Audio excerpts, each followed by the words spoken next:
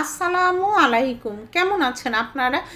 যেই উপকরণ যোগ করলে এবং যেই পদ্ধতিতে ব্যবহার করলে কচুর শাকের সাদামাটা ভর্তার এই রেসিপির স্বাদ বহু গুণে বেড়ে যাবে এবং মাছ মাংস রেখে এই কচুর শাকের ভর্তা দিয়ে তৃপ্তি ভরে সবাই 2 প্লেট ভাত খেয়ে ফেলবে, মুখের অরুচি তো পালাবে।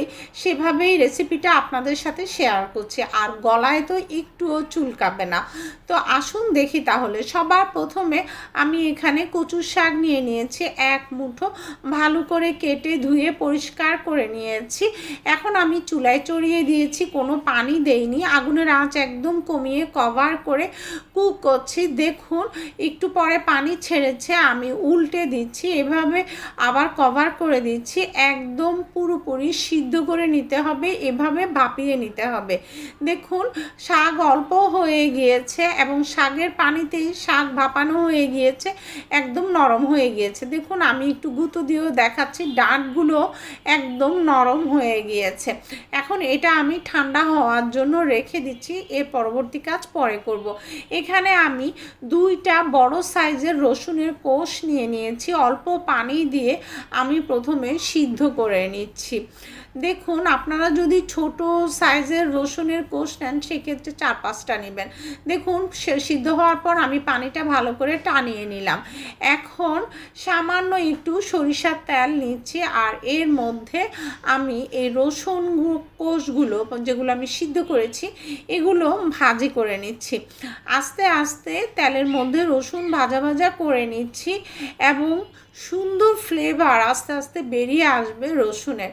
এই রসুনটা দেখুন একটু কালারও এসেছে। এভাবে করে প্রসেস করার পর ভর্তা করলে স্বাদ কিন্তু অনেক বেশি বেড়ে যায়। আবার আমি এখানে তেল দিয়ে দিয়েছি, আর এর মধ্যে কিছু শুকনা মরিচ আমি একদম মচমচে করে ভাজি করে নিচ্ছি। এই শুকনা মরিচগুলো আমরা ভর্তাতেও লাগবে, আবার খাওয়ার সময় পরিবেশনও করব। মচমচে এই শুকনা মরিচ ভাজিটা ভর্তায় যেমন স্বাদ বাড়িয়ে দিবে, আবার কচুর শাকের সাথে পরিবেশন করলে খেতেও কিন্তু দারুণ লাগবে। এখন দেখুন শাকটা ঠান্ডা হওয়ার পর আমি হাত দিয়ে ভালো করে চিপে পানি ফেলে দিচ্ছি। দেখুন আস্তে আস্তে এভাবে আপনাকে নিংড়ে নিতে হবে, এই পানিটা সরে গেলে গলায়ও কিন্তু আর ধরবে না। এই যে এরকম করে আমি সবগুলো কচুর শাক এভাবে চিপে যতটা সম্ভব কচু শাকের পানিটা ফেলে দিচ্ছি। তো এভাবে করে সব চিপে নিয়েছি, আর এখানে কিছু শুকনা মরিচ আমি দিয়ে দিয়েছি ভর্তার জন্য। এগুলো আমি ভালো করে ঘষে নিচ্ছি, আর কিছু শুকনা মরিচ আস্তই থাকবে, সেগুলো কচুর শাকের সাথে ওভাবেই আমি পরিবেশন করব। এখন কিছু পেঁয়াজ কুচি দিয়ে হাত দিয়ে এই শুকনো মরিচের সাথে খুব ভালো করে আমি কষতে নিচ্ছি। পেঁয়াজের পরিমাণটাও কিন্তু একটু বাড়িয়ে দিতে হবে, আশা করি আপনারা দেখেই বুঝতে পেরেছেন। এখানে আমি পেঁয়াজ আর শুকনো মরিচের আন্দাজে কিছুটা লবণ দিয়ে দিয়েছি, পরে আবার লবণ দিব। লবণ সহ খুব ভালো করে কচলে নিয়ে এখন আমি পেঁয়াজ এবং মরিচ লবণের যে ভর্তাটা করলাম সেটা তুলে রাখছি। এখন সেই রসুনগুলো দিচ্ছি, এই রসুনগুলোও আমি এভাবে করে ডলে নিচ্ছি। এইভাবে করে আমি যেভাবে সিদ্ধ করে তারপর রসুন ভাজি করেছি, এই রসুন আপনারা খালি পেঁয়াজ দিয়ে মরিচ দিয়ে ভর্তা করে খেলেও অনেক টেস্ট পাবেন। তো যাই হোক, রসুন ডলে ফেলার পর এখন চিপে নেওয়া সেই কচু শাকগুলো দিয়ে সেগুলো আমি একটু ঘষে নিচ্ছি, রসুনের সাথে মিক্স করে এভাবে ঘষে নিচ্ছি। এরপর এখানে এখন যে পেঁয়াজ মরিচ আমরা ভর্তা করে রেখেছিলাম প্রথমে, সেগুলো এখানে দিয়ে মিক্স করে নিব। সব কিছু মাখিয়ে নিচ্ছি, আর এখানে আমি 2 পিস লেবুর রস দিচ্ছি।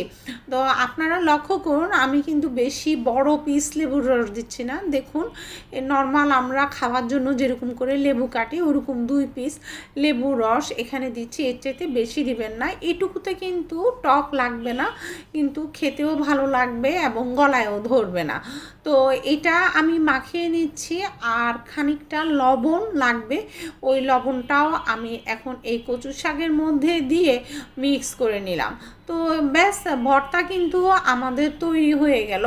আমি কিন্তু গোল গোল শেপ দিয়ে ওভাবে বলের মতো করে ভর্তাটা পরিবেশন করব। আর কিভাবে পরিবেশন করেছি প্রথমেও দেখিয়েছি, এখন আবার দেখাবো।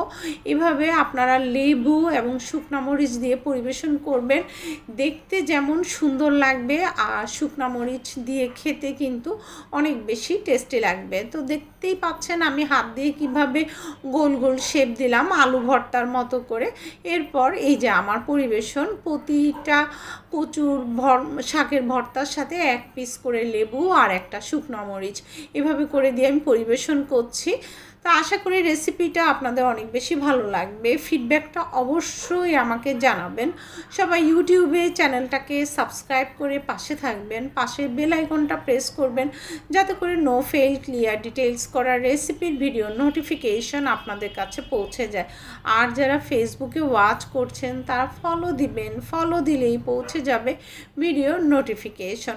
পরবর্তী ভিডিও দেখার নিমন্ত্রণ রইল। আল্লাহ হাফেজ।